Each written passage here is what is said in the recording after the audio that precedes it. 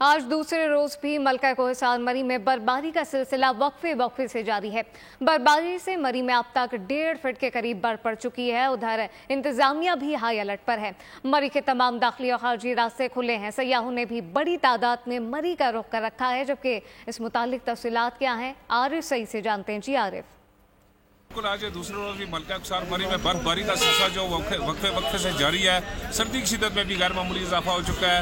अगर इंतजाम की बात की जाए तो मरी की इंतजामिया जो हाई अलर्ट है और तमाम महकमे जो है वो उस टाइम रोड पर है, सड़कों पर है मौजूद है ताकि बर्फ जैसी पड़े तो वो यहाँ की सफाई कर सके।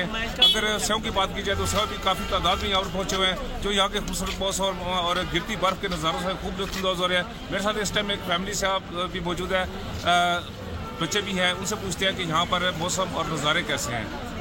हम लोग कल यहाँ पे पहुँचे थे सुबह के टाइम और हम लोग यहाँ पे और सही बहुत शुक्रिया। सब्सक्राइब करें और बेल दबाएं ताकि कोई खबर रह न जाए।